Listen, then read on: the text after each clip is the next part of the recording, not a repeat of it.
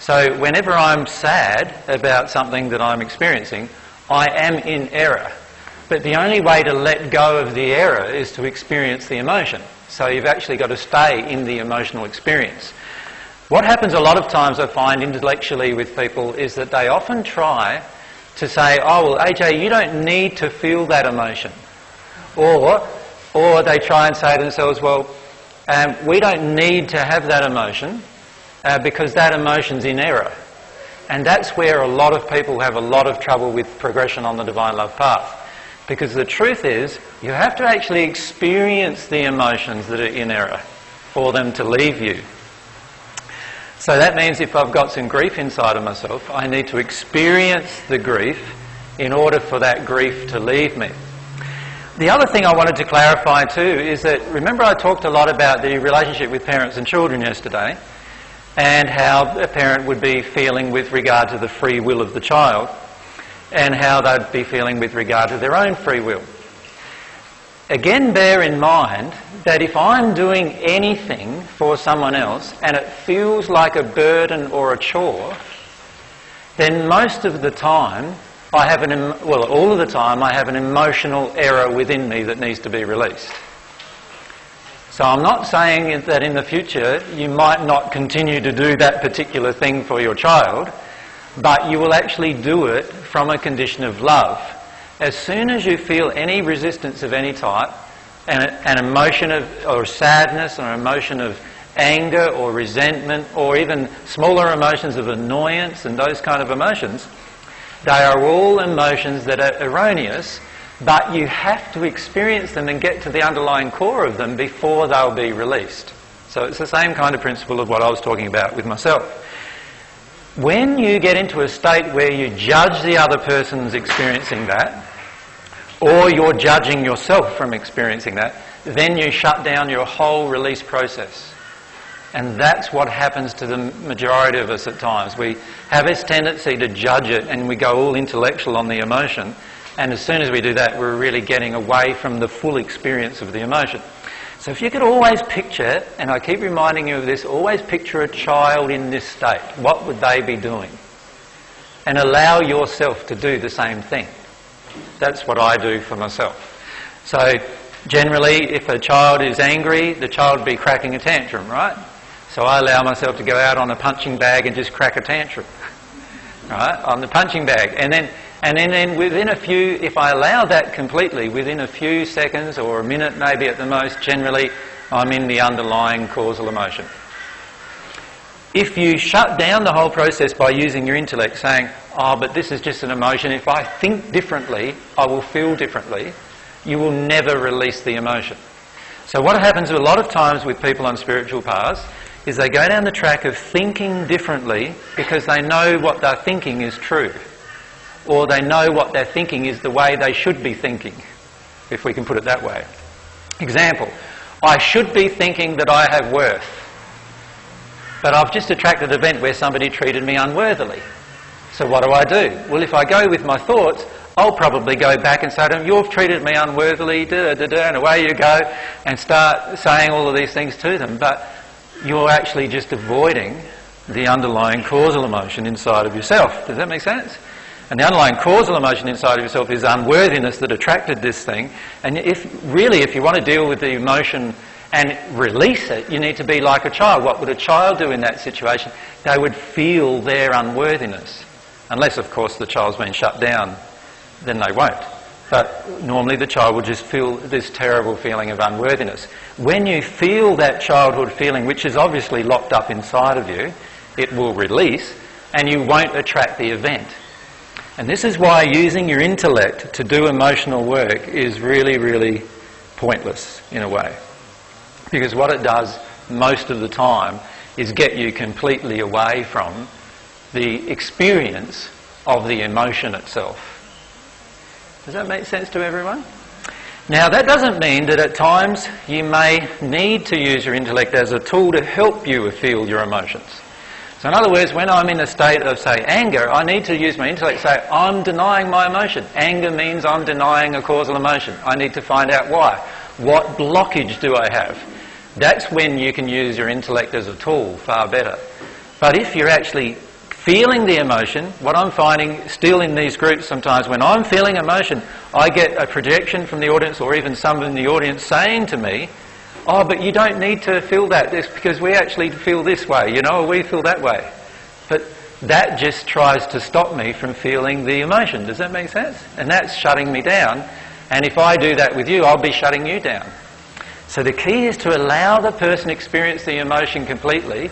After they've experienced the emotion completely, tell them the truth. But don't do it before they've finished their experience of their emotion. The reason why we need to do that is your emotions, we were discussing this last night with Paula and James a little, your emotions that block you from feeling the truth are the error emotions. So you could think of yourself in your soul, remember you've got the error emotions and the truth emotions. Now there's a basic law of the universe, and that is that truth and error cannot exist in the same thing at the same time.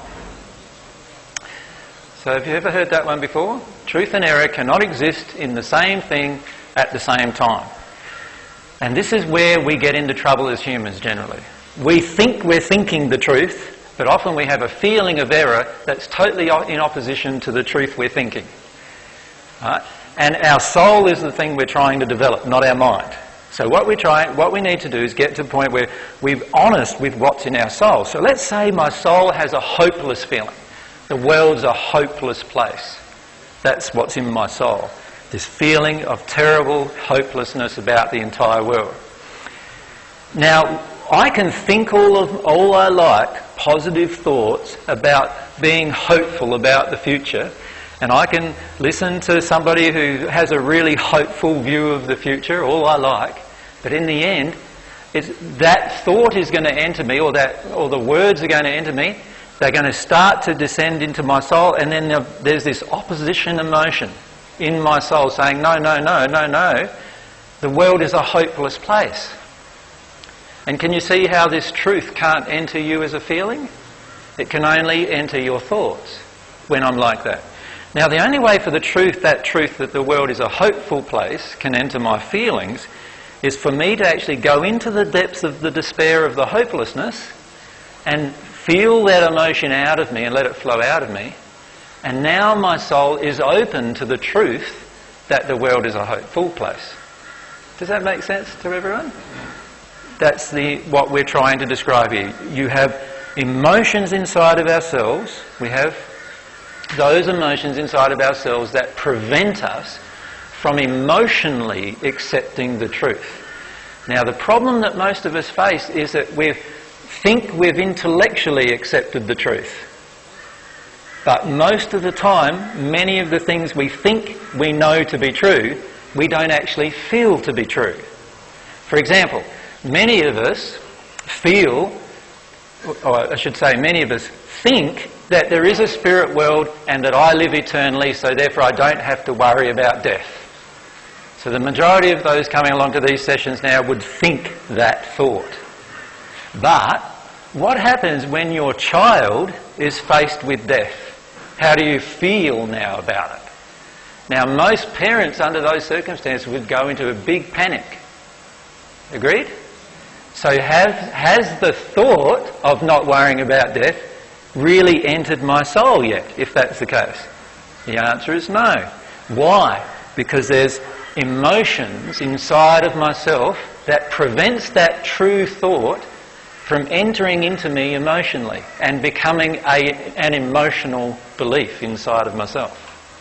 Does that make sense to everyone?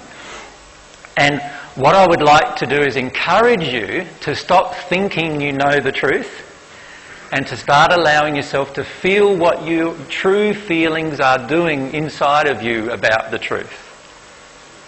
And that's a very different process, but that is the soul process that we're talking about. Remember, it's your soul that transforms into at one with God, not your intellect. So this all has to happen at a different layer than what we're used to living in.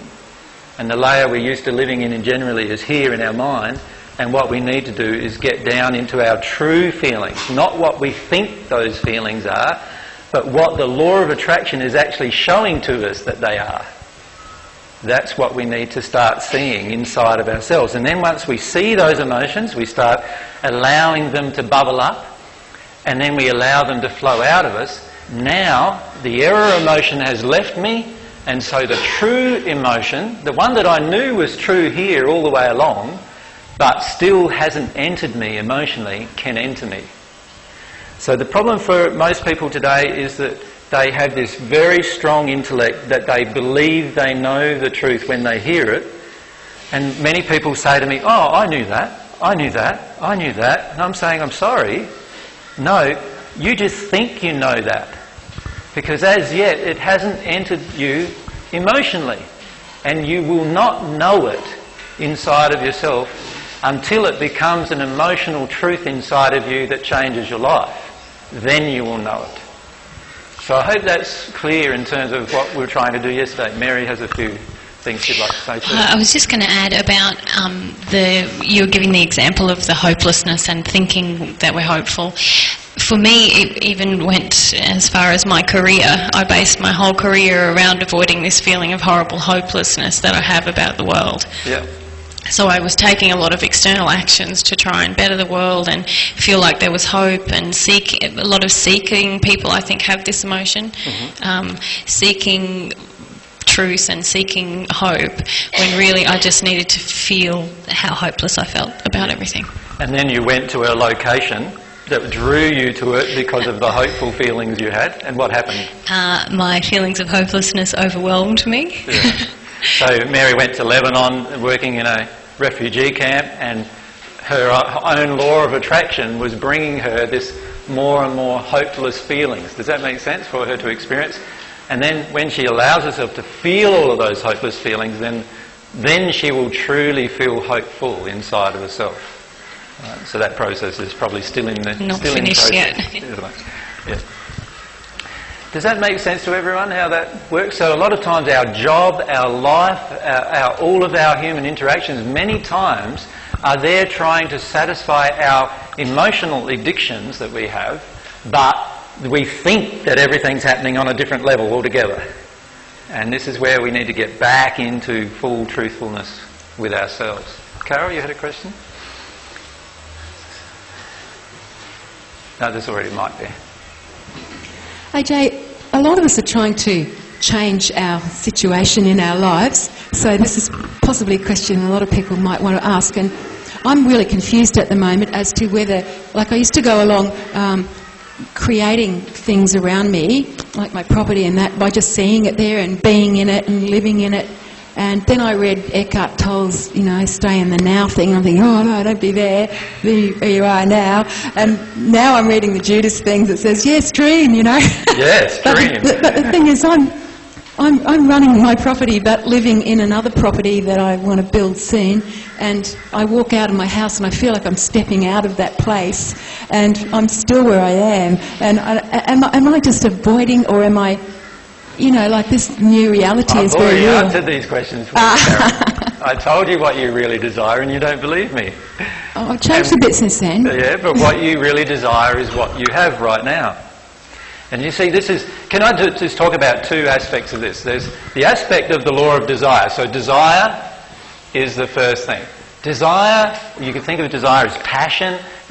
Desire also creates things like faith. And desire creates things like imagination. All of those things are all real, tangible things that are then used to create reality. So you look at things on earth, for example. When you imagine something and it really appeals to your heart, then you start sort of going down the track of creating it in many cases, don't you? Many people do this in an artistic way. So they imagine a drawing they would like to draw and they draw it and it becomes real. And many people do that in a scientific way or an engineering way. They imagine a bridge across a certain place with a certain design. This is what architects do every day, isn't it? They imagine a building of a certain type, of a certain nature, and they draw it, and then all of a sudden it gets built. So all of these things come from imagination and desire. So these are very, very powerful things. You need to follow your desires and your passions and your imagination. But then there's also the underlying, if you like, emotions of error that our Father is constantly trying to trigger within us, using different laws. The different laws are that we've gone through: the law of cause and effect, the law of attraction, the law of compensation. All of these laws are there to help us deal with this group of emotions that prevent us from a connection with God. So, desire is very powerful. Desire always creates. Even if it's a negative desire, it always creates something, which includes damage to our own soul. So if I had a desire to go and rape a woman, that is going to have a negative result, for example, on a lot of different things, both to myself and my own soul, but also to the woman and to her family and to her relationships and everything. It's going to affect everything. So those kind of desires come from emotions that are what I would classify as error emotions, or emotions that are not based on truth. What happens is our law of attraction is telling us that what we think we want is not what we really want, if we're not getting what we really think we want. Now that was pretty... I don't know if I could repeat that one. So, let's say I think I want a new car. That's what I think I want. But my soul says you're not worthy for a new car. You're only worthy for a car that's worth $1,000. That's all you're worthy for. So what's going to come into my field? What's going to come into my attraction? I'm going to attract a car that my soul is saying I'm worthy for. But my mind's saying, no, I want the new car, I want the new car, I want the new car. So then I go and find a job that pays me more money. And look at that, what happens then? Oh, boy, the job is really hard to do and a lot of people hammer me. And I'm trying to actually create this new car. And then I decide, the best way to get a new car, I've got the job now, the best way to get a new car is go and borrow the money for it. So I go and borrow all the money for it, and then I put myself in this debt that I can't pay, and I'm trying to work around my law of attraction. Does that make sense? The whole time. The simplest thing to do would just be sit down and feel that I'm only worth the $2,000 car. And let the emotions come up inside of me that allows me to see that I'm actually feeling about myself. Does that make sense to everyone? But I only want the $2,000 car. No, you only think... I want to go back to that. You only think you want that, Carol. This is what I've been saying to you the whole time. You think you want to get rid of your property.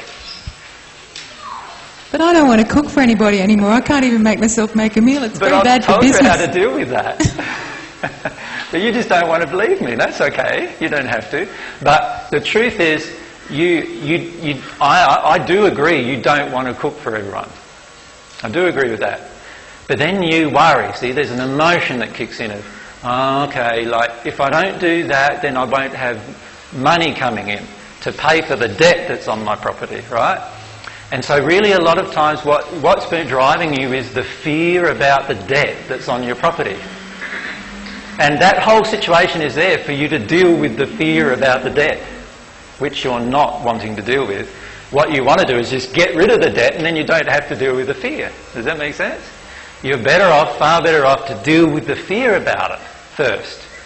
Deal with the fear about it. What's it triggering inside of you? It's triggering this panic feeling and other types of emotions of being under somebody else's control. In this case, the bank's control, if you like, in a way.